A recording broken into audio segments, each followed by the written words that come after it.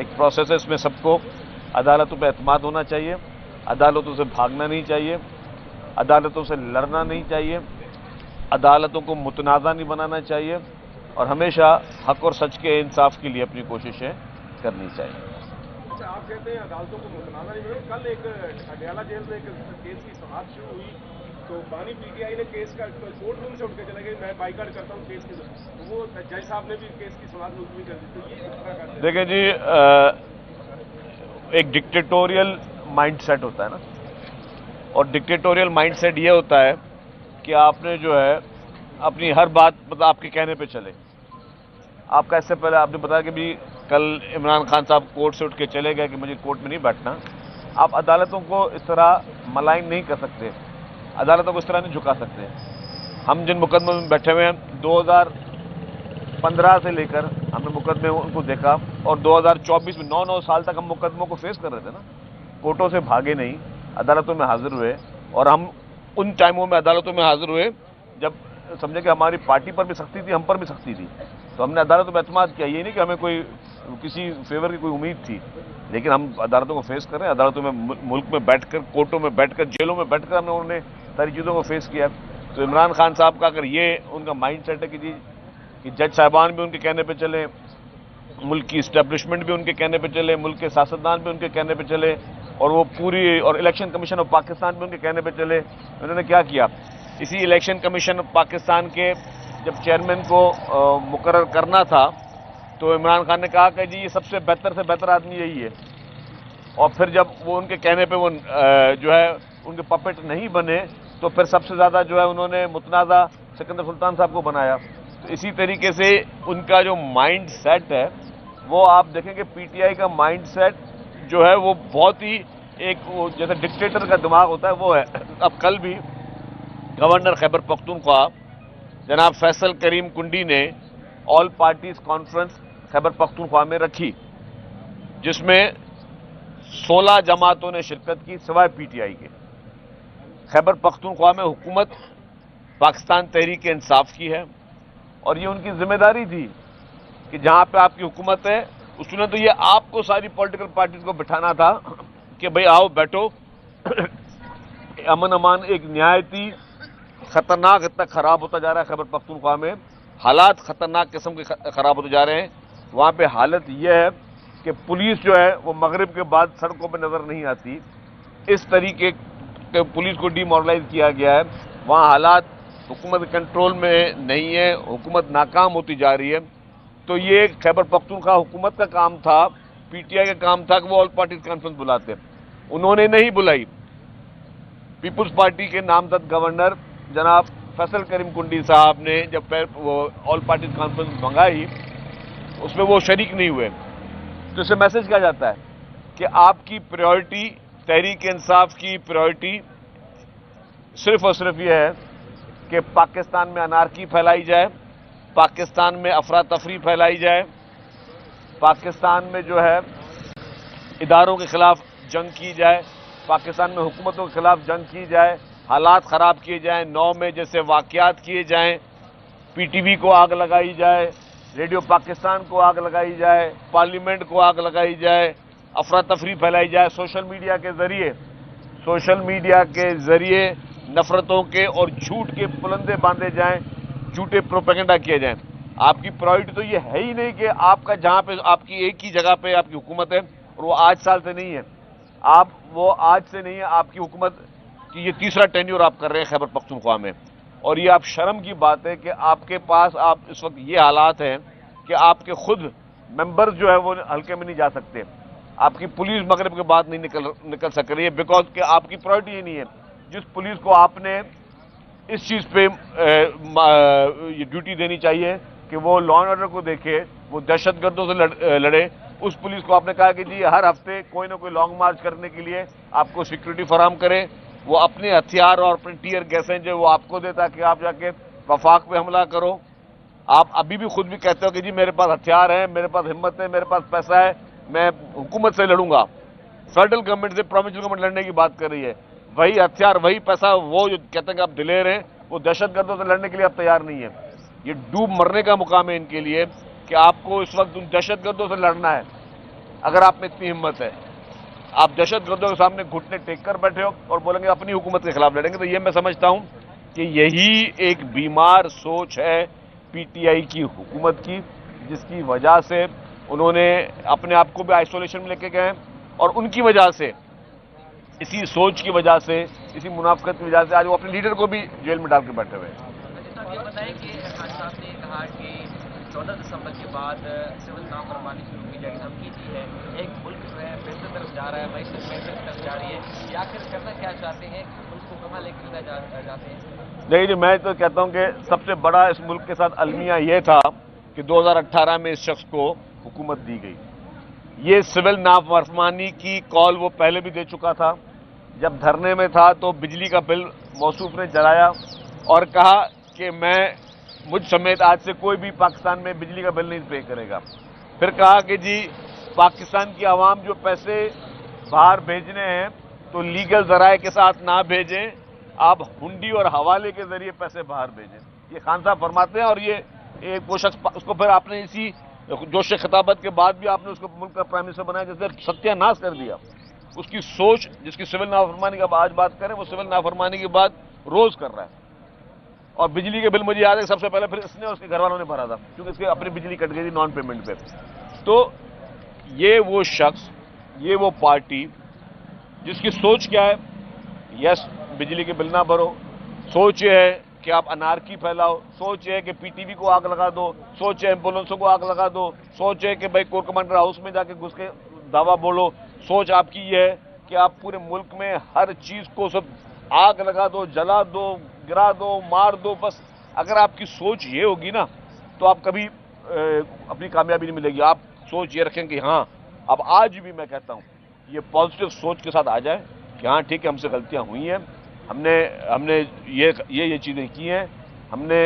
गलत तरीके से लोगों को गुमराह करने की कोशिश की है। हम आईन और कानून के दायरे में रह के हम अदालतों को भी फेस करेंगे, हम सब्र का दामन नहीं छोड़ेंगे, हम कोई अनारकी नहीं फैलाएंगे, हम कोई मुल्क में अफरा तफरी नहीं फैलाएंगे, तो आपकी शायद मंजिल आसान हो सके। लेकिन आपके पास सिर्फ और सिर्फ जो है वो इंतशार है, नौजवानों को देने के लिए इंतशार है, आपके पास लोगों को देने के लिए सिर्फ इंतशार है। तो नेगेटिविटी जो होती है ना, वो कभी भी प्रिवेल नहीं करती।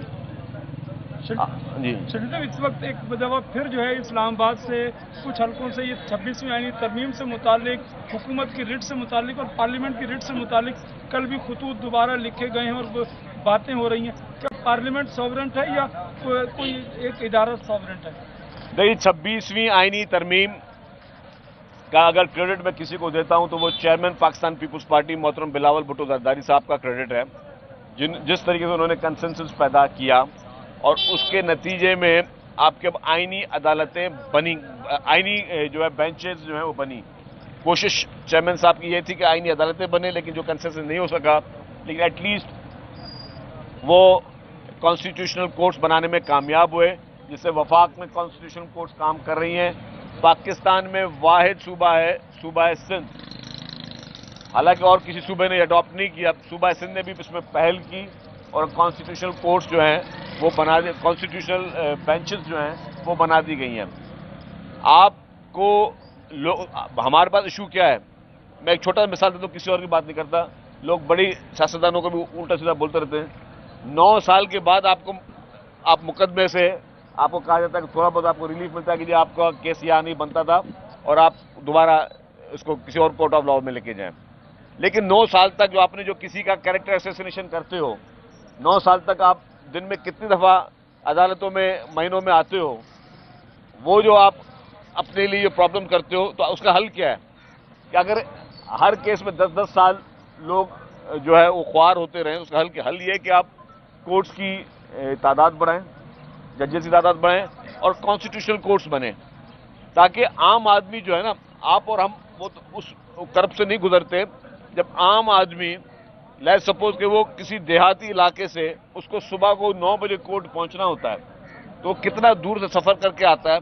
कितना पहला उसको आना पड़ता होगा, रात को वो किसी और जगह पे उसका घर कहाँ रहना पड़ता। तो ये जो जस्टिस डिलेड जस्टिस डिनाइड जो है हमारे पास, उसकी वजह से बहुत ज्यादा इश्यूज होते हैं। तो हम ये चाहते हैं और चेयरमैन पीपुल्स पार्टी ये चाहते हैं कि लोगों को इंसाफ मिले, लोगों के मसले हल हों। اس طرح کے کیسز بھی تھے کہ کسی قتل کے مقدمے میں کسی شخص کو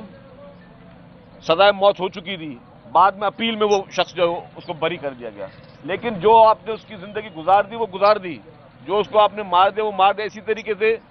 جن لوگوں کو سزائیں ہوئیں وہ بعد میں وہ بری بھی ہوئے، تو لیکن جو آپ نے ان کو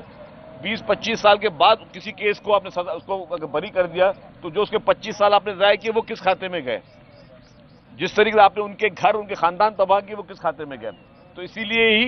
26ویں آئینی ترمیم کو پاکستان پیپلز پارٹی مکمل طور پر اون کرتی ہے، اور ہم سمجھتے ہیں کہ یہ ایک اچھا ریلیف دیا گیا ہے عوام کو، اور عدالتوں پہ بھی میں سمجھتا ہوں کہ وہ آزاد عدلیہ کا جو ہمارا کانسیپٹ ہے اس کو بھرپور قسم کی تقویت ملے گی۔ ڈاکٹر صاحب، یہ دریائے سندھ کا جو پانی ہے اس کا مسئلہ چل رہا ہے، جیسے کراچی میں بھی دریائے سندھ سے پانی آ رہا ہے، اس کے علاوہ جو ہے زراعت کا جو پورا ہمارا معیشت جو ہے سندھ کی اسی دریائے سندھ کے پانی نہیں، اس پہ chairman Peoples Party Bilawal Bhutto Zardari صاحب کلیئر سٹانس رکھ چکے ہیں، چیف منسٹر صاحب جو ہیں کلیئر سٹانس رکھ چکی ہے، اور پوری سندھ حکومت کلیئر سٹانس رکھ چکی ہے۔ اور یہ نہیں کہ ہم صرف دل میں بات کریں، ہم نے ہر جو وہ فورمز ہیں جہاں پہ باتیں کرنی اس پہ ہم نے اپنا سٹانس کلیئر کر دیا ہے کہ جو 91 کا آخری اکارڈ ہے اس کے تحت چیزیں ہوں، اس سے زیادہ کوئی چیزیں نہ ہوں۔ روزانہ شہادتیں ہو رہی ہیں، اس کے علاوہ لا اینڈ آرڈر تباہ ہے، کوئی معاملات نظر نہیں آ رہے۔ اگر کوئی صوبائی حکومت تمام انفرادی معاملات میں فیل ہو جاتی ہے تو اس کا متبادل کیا ہے؟ دیکھیں جی، متبادل ہے کہ وہ خود یہ ڈکلیئر کر کے ہم نااہل ہیں،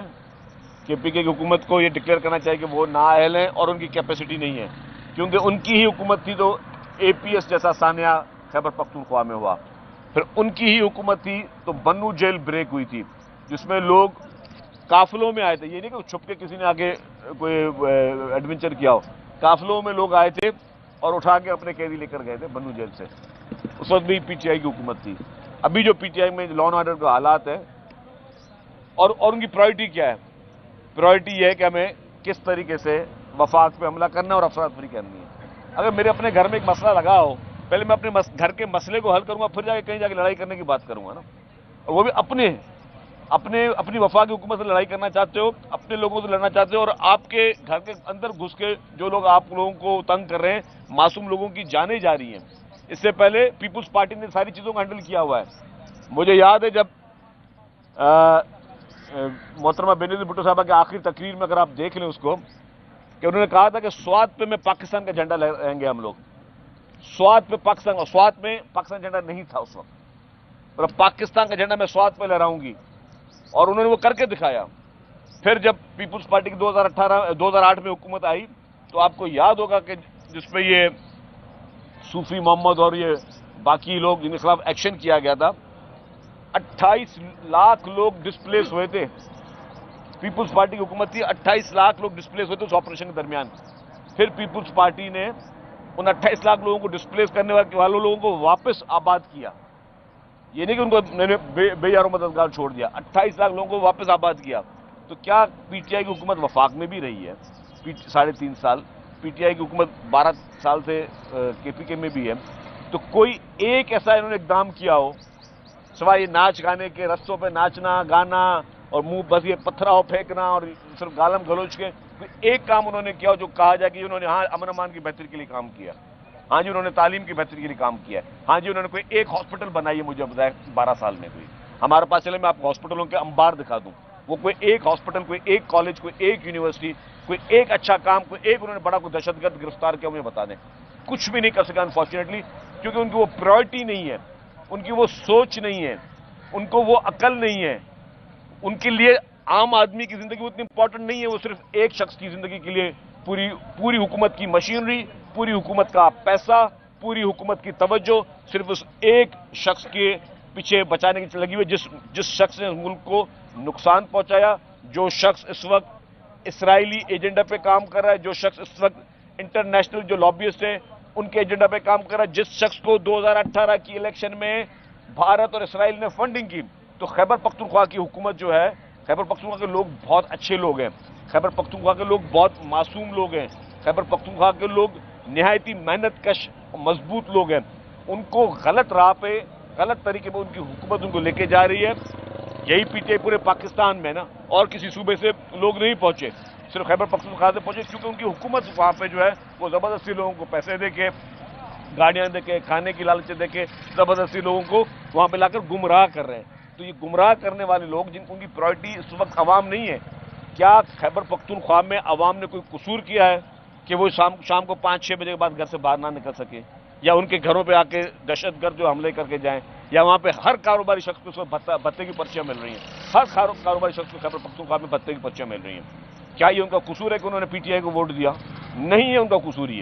ये उस हुकूमत का कसूर है जो हमेशा मासूम लोगों को बेवकूफ़ बनाती है, और बेवकूफ़ बना के उनको जो है। YouTube पर गूगली न्यूज देखने के लिए youtube.com की सर्च बार में गूगली न्यूज टीवी टाइप करें। गूगली न्यूज के पेज पर सुर्ख रंग के सब्सक्रिप्शन वाले बटन पर क्लिक करना ना भूलिए। YouTube पेज पर अपलोड होने वाली वीडियो से बाखबर रहने के लिए बेल आइकन पर क्लिक कीजिए। आपको हर नई वीडियो के बारे में नोटिफिकेशन मौसूल हो जाएगा।